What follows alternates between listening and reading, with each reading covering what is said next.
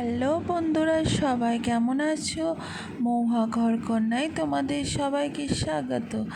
আজকে আমার আমার মা নতুনভাবে অন্যভাবে পটল ভাজে, তাই তোমাদের সঙ্গে শেয়ার করলাম কিভাবে মা প্রথমে ছোট ছোট করে কিউব কিউব করে ছোট্ট ছোট্ট করে কুচি কুচি করে নিচ্ছে। দেখো কেমন করে সাইড সাইড করে এইভাবে করে নিতে হবে। তারপরে সেটাকে কিভাবে কি করলো দেখো।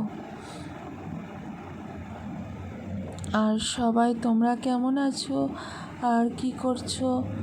অনেক অনেক শুভেচ্ছা ও ভালোবাসা রইল আমার। তোমাদের এই ভালোবাসায় আমি অনেক বড় হতে চাই। দেখো মা পটলগুলো কি করেছে, তাই মা দেখাচ্ছে এই পটলগুলো এভাবে করতে হবে। আর তার মধ্যে বেগুনও কাটছিল, সেটা চলে এসছে। আর এইভাবে তোমাদেরকে বারবার দেখাচ্ছি কি জিনিসটা দেখো কিভাবে কাটতে হবে। এইভাবে পাতার মতো যখন ভাজবে পাতার মতো হবে, এইভাবে কাটতে হবে কিন্তু। নিয়ে এবার দিদি এটাকে মশলা মাখাবে। কি মশলা দিচ্ছে দেখো।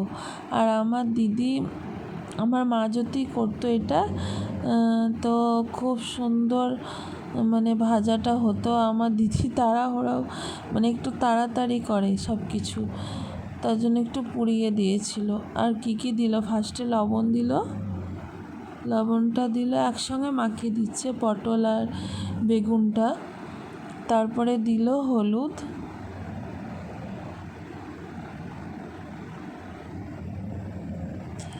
তারপরে কি দিবে লঙ্কা গুঁড়ো, তারপরে দিল লঙ্কা গুঁড়ো, তারপরে কি দিবে আমি দেখাচ্ছি তুলে। এবার হচ্ছে চিনিটা দিল, কারণ টেস্টটা আসবে তার জন্য। জিনিসটা জলও ছেড়ে যাবে লবণ দিয়ে চিনি দিয়ে। সেটাকে ভালোভাবে মাখিয়ে তাকে 10-15 মিনিটের জন্য রেখে দিতে হবে। মেখে গেছে, ভালোভাবে মাখানো হয়ে গেছে, সেটা রেখে দিয়েছিল। এবার গরম তেলে ভাজছে একটা একটা করে, কিন্তু একটা করে তেলে একটু তেলটা বেশি দিতে হবে আর ভাজতে হবে একটু সিদ্ধ, তেলেই ভাপিয়ে তেলেই সিদ্ধ হবে। সেটাকে আলাদাভাবে সিদ্ধ করতে দরকার নাই, সেটা তেলের মধ্যেই সিদ্ধ হবে।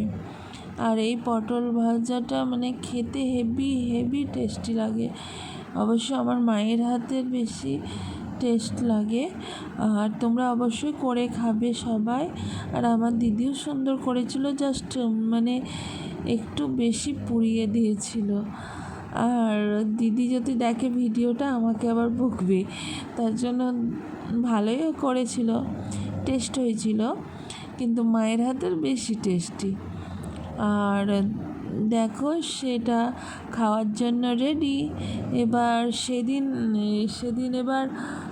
পোলাও হয়েছিল, তার জন্য পোলাওয়ের সঙ্গে এই পটল ভাজাটা হেভি লাগে। আর সবাই ভালো থেকো, সুস্থ থেকো, বাই বাই।